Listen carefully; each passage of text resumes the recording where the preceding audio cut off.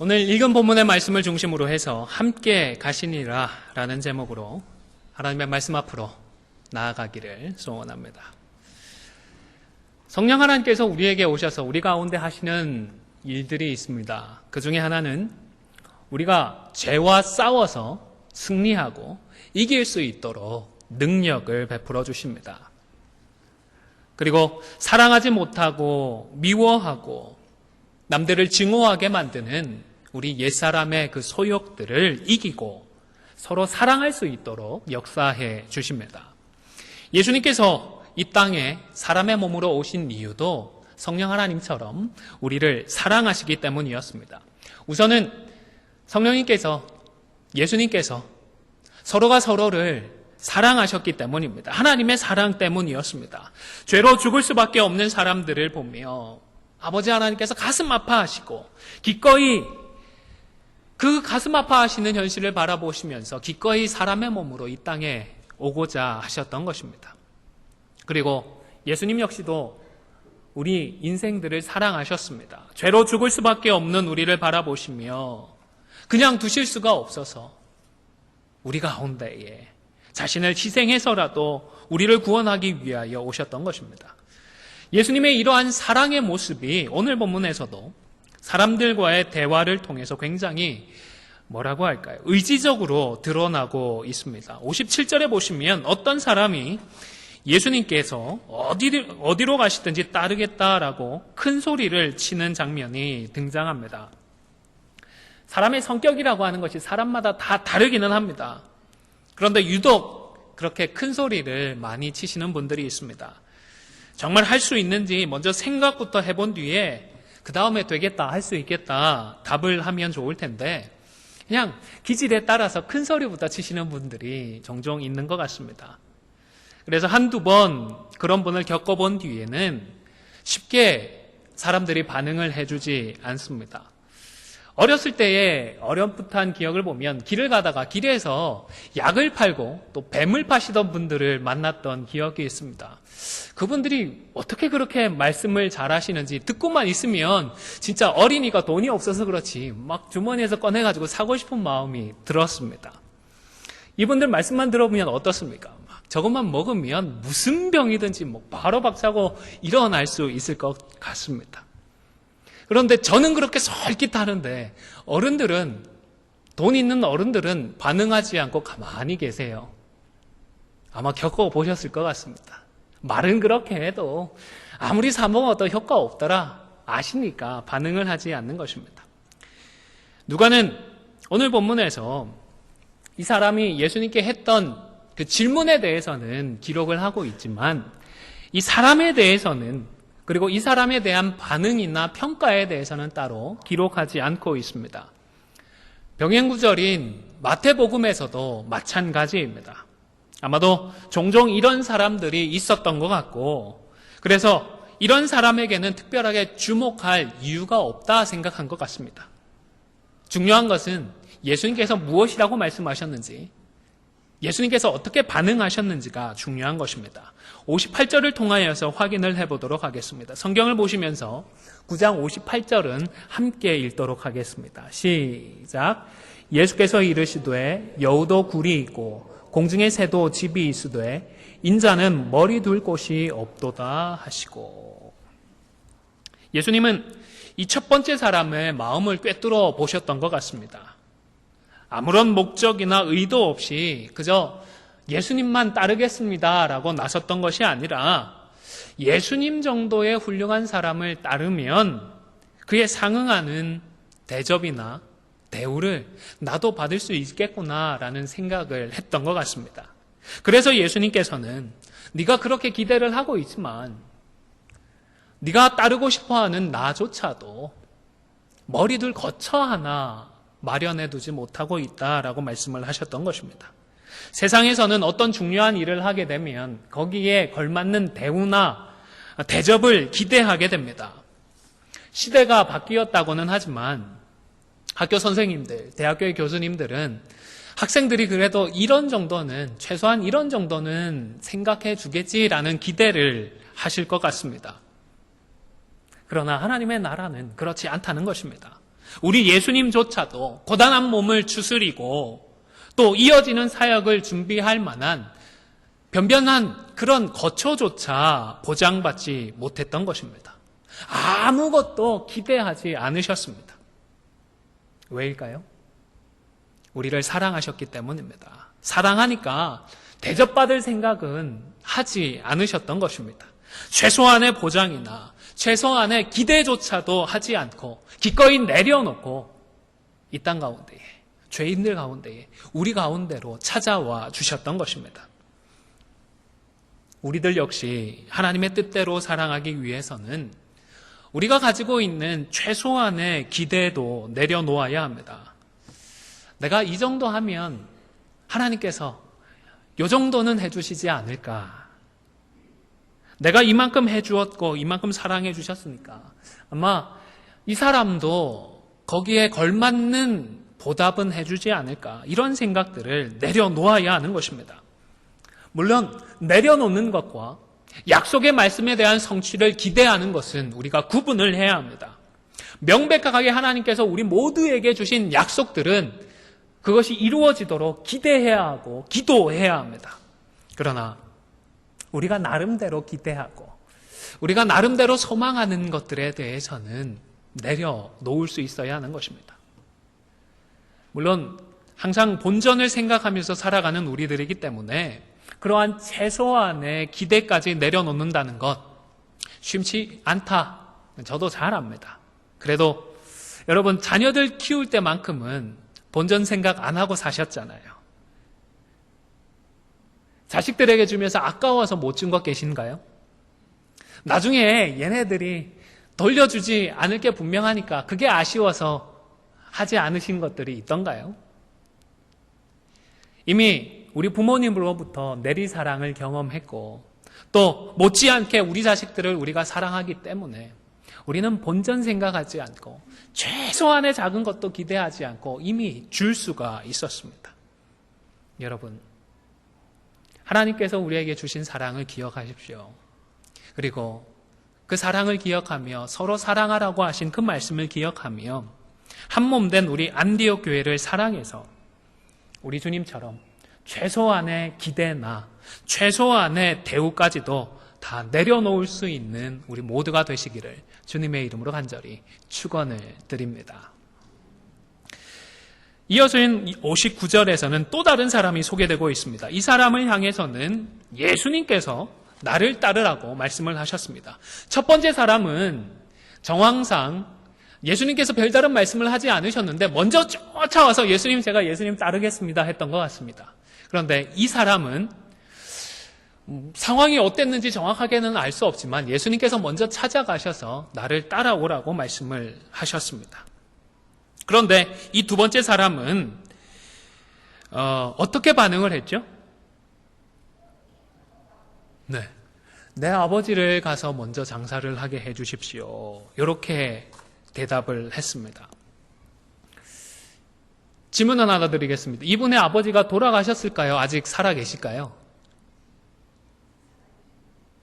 제 생각에는 살아계실 가능성이 큰 것 같아요. 이미 돌아가셨다면 거기에 있을 이유가 없잖아요. 장례 치르고 물어보지도 않고 벌써 집으로 달려갔지.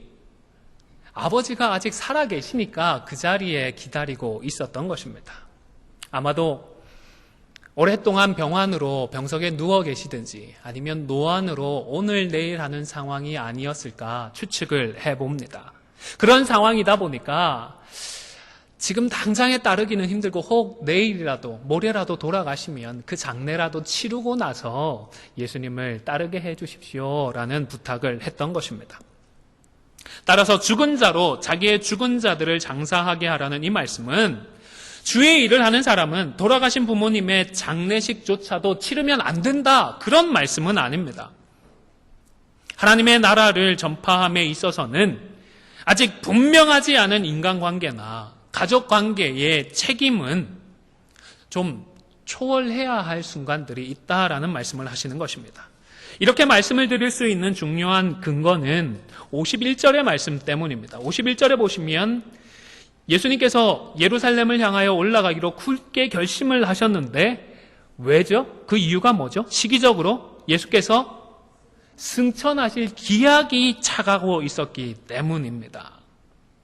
그러니까 52절부터 기록된 예수님의 교훈과 행동들이 이런 맥락 속에서 이해되어야 하는 것입니다. 만약에 공생의 초기나 아니면 승천하신 이유라면 다소 극단적으로 느껴지는 이런 말씀은 하지 않으셨을 것입니다. 이 사람을 향하여서도 그래? 그러면 가서 상황을 보다가 합류할 수 있을 때 합류하렴. 이렇게 말씀하실 수도 있었을 것입니다. 물론 이어진 10장에 보면 70인을 세워서 하나님 나라를 전파하게 하셨습니다. 이때 예수님은 아무것도 준비하지 말고 그저 믿음으로만 갈 것을 말씀하셨습니다. 다른 생각들 하지 말고 다른 걱정하지 말고 말씀을 전파하는데 여기만 전념을 하라고 하셨습니다. 화면을 보시면서 누가복음 10장 4절을 함께 읽겠습니다. 시작. 전대나 배낭이나 신발을 가지지 말며 길에서 아무에게도 무난하지 말며. 분명히 이 말씀은 전도하거나 선교를 할 때에 아무것도 준비하지 말고 하나님만 믿고 나아가면 나머지는 하나님께서 다 해결해 주실 거야 하는 그런 말씀입니다. 그러나 이 말씀은 어디까지나 승천이 가까웠던 시기에 주신 말씀입니다. 십자가와 부활 그리고 승천을 앞두시고 마지막으로 어떻게 해서든 최대한 훈련시키고 교육시키기 위해서 예수님께서 마련하셨던 특별 훈련 과정 정도로 생각하시면 되겠습니다. 왜냐하면 후에는 예수님께서 다른 말씀을 주셨기 때문입니다. 누가복음 22장에 있는 말씀도 화면을 보시면서 함께 읽도록 하겠습니다. 시작. 그들에게 이르시되 내가 너희를 전대와 배낭과 신발도 없이 보내었을 때에 부족한 것이 있더냐? 이르되 없었나이다. 이르시되 이제는 전대에 있는 자는 가질 것이요 배낭도 그리하고 검 없는 자는 겉옷을 팔아 살지어다. 왜 이번에는 다 준비하라고 하셨을까요? 전에는 아무것도 가지 말고 가라고 그러시더니 준비 안 하고 믿음으로 갔더니 다 되었는데 왜 이번에는 굳이 다 준비해서 챙겨가지고 가라고 말씀을 하시는 걸까요? 시기적인 차이가 있는 것입니다. 이제 불과 몇 시간 뒤면 예수님은 로마 군인들의 손에 넘겨지게 됩니다. 대속의 사역을 앞두고 있었지만 제자들을 가르치고 훈련하는 그 사역은 이제 마무리가 되는 것입니다. 바로 이때에 예수님은 이전까지 지금까지 훈련해왔던 그 모든 과정들을 상기시켜 주시면서 훈련받았던 대로 하는데 이제는 내가 너희와 함께 있지 못하니까 나름대로 준비할 것들은 잘 준비를 하라고 말씀을 하셨던 것입니다. 따라서 누가복음 10장에서 전대나 배낭을 갖지 말라는 그 말씀은 훈련이라고 하는 맥락 속에서 이해를 해야지 전도와 선교라고 하는 일반적인 차원에서 일반적인 사역을 위한 말씀으로 이해는 하지 말아야 하는 것입니다. 마찬가지로 9장 60절에서 죽은 자들을 장사하게 하라는 말씀은 가족관계나 인간관계의 책임을 극단적으로 져버리라는 말씀이 아니라 승천이 가까워오고 있는 이 기간 동안만큼은 앞으로 두 번 다시 주어질 수 없는 그런 시기이니까 하나님 나라를 전파하고 훈련받는 여기에만 집중하라고 주셨던 말씀인 것입니다. 이해가 되시죠? 날이 더워서 그런지 아니면 오늘은 본문 중심으로 하다 보니 집중이 잘 안 되시는 것 같은데 한번 몸을 좀 푸실까요? 좀 푸시고, 네. 사실 편하게 주무셔도 됩니다. 다만 주무시면 깨실 때까지 설교를 길게 하도록 하겠습니다. 예수님께서 이렇게 말씀하신 것도 무리가 없는 것이 예수님은 자기가 할 거 다 하면서 이런 말씀을 하셨나요? 예수님도 공생의 기간만큼은 어머니가 계시고 다른 형제들이 있었지만 어머니에 대한 그 책임을 잠시 내려놓으셨던 것입니다. 이제 61절에서는 세 번째 사람이 등장을 합니다. 아마 예수님께서 두 번째 사람에게 하신 말씀을 알고서 먼저 이 사람이 부탁을 드렸던 것 같습니다. 언제인지는 몰라도 따를 수 있는 때가 되면 그때 따르겠다 이런 말씀을 한 것이 아니라 지금 내가 쫓아갈 것은 분명한데 지금 따를 것은 맞는데 먼저 우리 가족들과 좀 인사만 하고 돌아올 수 있으면 좋겠습니다 했습니다.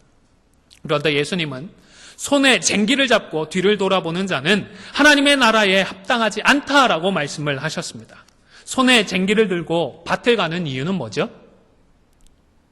박고랑을 만들기 위해서입니다. 박고랑은 어떻게 만들어야 되죠? 삐뚤삐뚤 꾸불꾸불하면 안 되잖아요. 목표를 향해서 쭉 바로 난 그런 고랑을 파야 하는데 고개를 돌리면 어떻게 되겠습니까? 목표를 잃어버리면 그 일을 망쳐버리게 되는 것입니다. 다시 말씀드리지만 십자가와 부활의 사건이 임박했습니다. 지금은 여유를 부릴 그런 순간이 아니라는 것입니다. 오직 하나님의 나라에만 집중을 해야 했던 시기입니다. 사랑의 성취를 위해서 우리 예수님이 얼마나 집중하고 얼마나 거기에 모든 것을 쏟아놓고 계셨는지를 우리가 알 수 있는 대목입니다. 예수님은 애꿎은 사람들만 닥달하지 않으셨습니다. 스스로도 십자가와 부활 그리고 승천을 앞두시고 자신의 마음을 다잡으셨습니다. 51절 후반부를 보시면 예수님께서 어떻게 했다고 하셨죠? 예루살렘으로 올라가기로 결심을 하셨습니다. 그냥 결심한 정도가 아니죠. 굳게 결심을 하셨습니다. 굳게 흔들리는 마음이 있으니까, 이 마음이 요동치니까 흔들리지 않으려고 어떻게든 예루살렘으로 가서 십자가를 지기 위해서 흔들리지 않는 마음을 먹으셨던 것입니다. 하나님의 뜻을 이루고자 했던 예수님이지만 예수님마저도 그 마음은 힘이 들었습니다. 감정과 의지에 흔들림이 있었습니다. 의심이나 회의와 같은 부정적인 생각들이 문득문득 스쳐 지나갔을 것입니다. 그냥은 이런 것들을 떨쳐버릴 수가 없고 가만히 있는다고 해서 일들이 되어지는 것이 아니니까 예수님도 굳은 결심을 하고 또 하셔야 했던 것입니다. 여러분, 교회를 섬기고 주님의 일을 이루는 일 역시도 저절로 되어지지 않습니다. 한번 해볼까 이런 정도로 완수할 수 있는 것이 아닙니다. 말씀에 순종해서 서로 사랑하고 뜨겁게 사랑하는 것도 한번 사랑해볼까 이런 정도의 마음으로 되어지지 않는 것입니다. 좋은 일을 하려고 하니까, 하나님을 기쁘시게 하려고 하니까 만사가 그저 형통하고 모든 일이 그대로 순적하게 될 거야, 이렇게 생각하면 오산입니다. 굳은 결심을 해야 합니다. 그것도 자주 결심을 해야 합니다. 작심삼일이라고 해도 좋습니다. 3일마다 한 번씩 결심하면 되지 않습니까? 자주 굳은 결심을 해야 합니다. 예수님도 이렇게 굳은 결심을 하셨지만 그 뒤로도 보면 기회가 될 때마다 기도하셨습니다. 그 마음을 지키기 위하여서 십자가를 지기 바로 전날 밤에도 밤새도록 기도하셨던 것입니다. 결심하고 굳은 결심을 하고 반복해서 결심을 해야 우리는 하나님의 뜻을 성취할 수가 있는 것입니다. 뿐만 아니라 우리가 원하고 기대하는 반응이 나오지 않는다고 해서 열받아 흥분하거나 급하게 분노하거나 성급하게 남을 욕하고 저주하지 말아야 합니다. 54절에 보면 야고보와 요한이 성급하게 나섰습니다. 지금 예루살렘으로 가려고 합니다. 예루살렘까지 가기 위하여서는 사마리아를 통과하는 것이 가장 가깝고 용이했던 것 같습니다. 그래서 그 길을 준비하기 위하여서 먼저 사자를 보내어서 준비를 하도록 했습니다. 그런데 사마리아 성의 이 마을은 예수님과 제자들을 맞으려고 하지 않았습니다. 그때에 이 두 사람이 어떻게 했죠? 열받았습니다. 흥분했습니다. 뚜껑이 열려서는 우리가 불을 명하여 하늘로부터 내려 저들을 멸하라 하기를 원하시나이까. 쉽게 말하면 무슨 말이죠? 다 어떻게 해버릴까요? 다 없애버릴까요? 그런 말입니다. 야고보와 요한은 성격이 아주 급한 사람들이었습니다. 하지만 단순히 기질 때문만은 아니었습니다.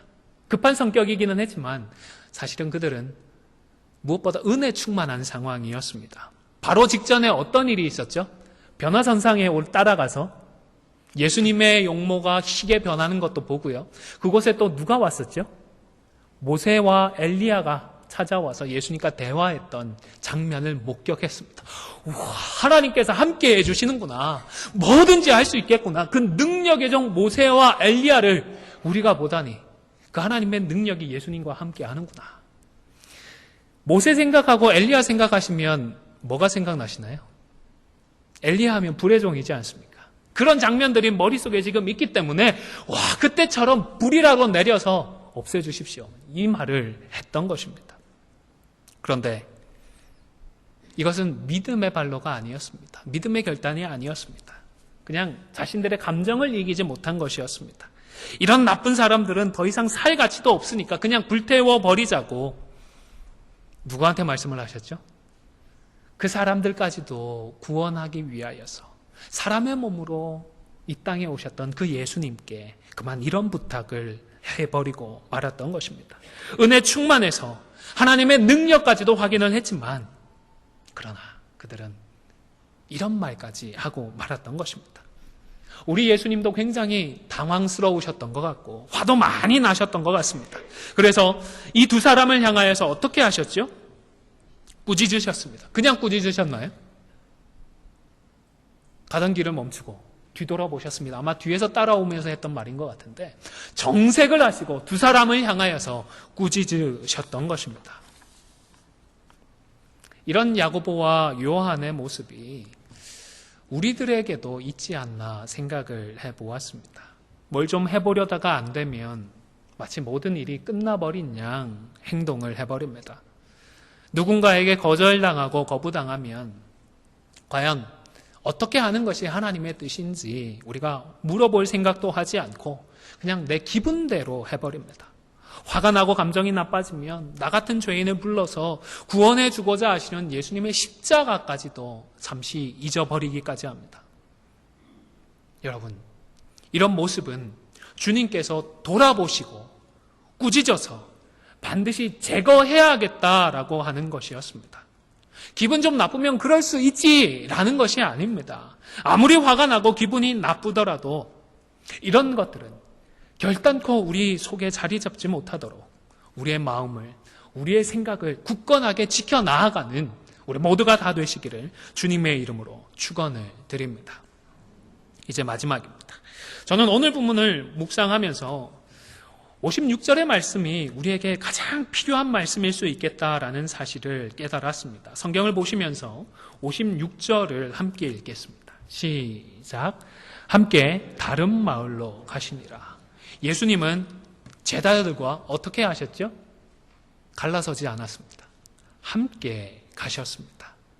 예수님께서 자신을 받아들이지 않는 사마리아 사람들을 책망하거나 꾸짖지 않고 그들과 다투지 않으셨다라는 사실도 나름 우리에게 영적인 의미가 있겠지만 돌아보고 정색을 하며 꾸짖기까지 했는데 예수님은 여전히 제자들과 함께 하셨습니다.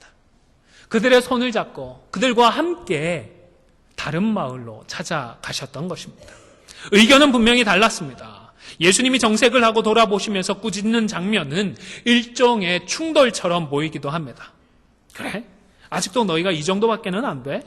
더 이상 같이 못하겠네? 예수님은 이렇게 생각하시며 혼자 길을 가지 않으셨습니다. 화가 난 것들은 좀 추스리시고 감정이 다스릴 때까지도 그때까지만이라도 제자들과 잠시 떨어져 계시려고 하지도 않으셨습니다. 야고보와 요한도 마찬가지였습니다. 아마 관주가 있는 분들은 보시면 알 텐데요. 어떤 고대사본에 보면 55절 끝에 어떤 말이 있다고요?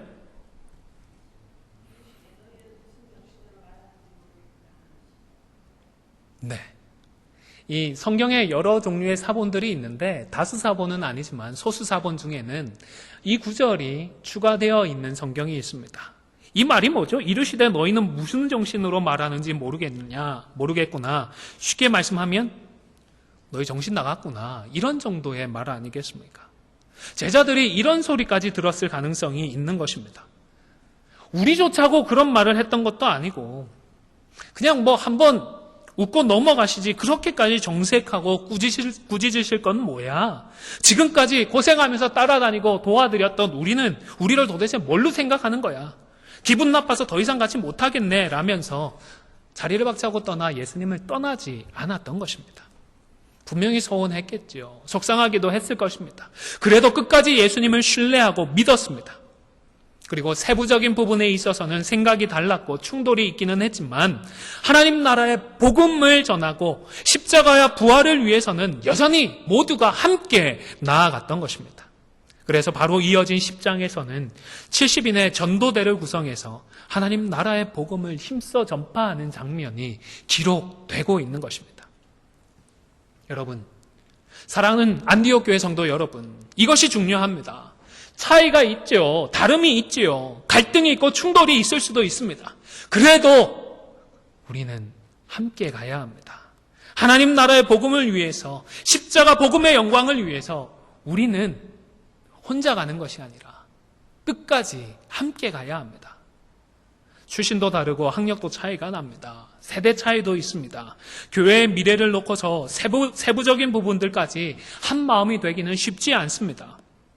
지금까지 수고했으니까 이제는 좀 쉬엄쉬엄 인정받으면서 편하게 가고 싶은 분들도 계실 것이고, 달리는 말에 채찍을 가한다고 조금만 더 힘을 내어서 저 정도까지만 도달하면 좋겠다 생각하는 분도 계실 것입니다. 그러나 이렇게 다르다고 해서 쪼개어진 마음으로 갈라서지 말고, 그럼에도 불구하고 함께 나아갈 수 있기를 주님의 이름으로 축원을 드립니다. 바울과 바나바 잘 아시잖아요. 한 사람 한 사람 얼마나 귀한 분입니까? 얼마나 훌륭한 분입니까? 그런데 마가 요한의 일로 의견 충돌이 일어났습니다. 그런데 그만 그 두 분은 심하게 다투고 그날 갈라서고 말았습니다. 물론 이렇게 각자 갈라서게 된 것이 꼭 하나님의 뜻에 반하는 일이다, 이렇게 말씀을 드리는 것은 아닙니다. 그러나 다투고 갈라서는 이 일이 우리 하나님을 기쁘시게 하는 일은 결코 아니었던 것입니다. 만약 오늘 본문의 예수님과 제자들처럼 바울과 바나바가 의견의 차이가 있고 충돌이 있었지만 끝까지 함께 했다면 교회의 역사는 또 어떠했을까요? 가보지 않은 길이라서 무엇이라 확답을 드릴 수는 없지만 분명한 것은 그럼에도 불구하고 함께하는 두 사람을 바라보며 우리 하나님은 기뻐하셨을 것입니다. 영광을 받아주셨을 것입니다. 사랑하는 성도 여러분, 하나님은 우리를 안디옥 교회로 부르셨습니다. 왜 부르셨을까요? 혼자 잘해보라고요? 함께 가라고 저와 여러분을 부르신 줄로 압니다.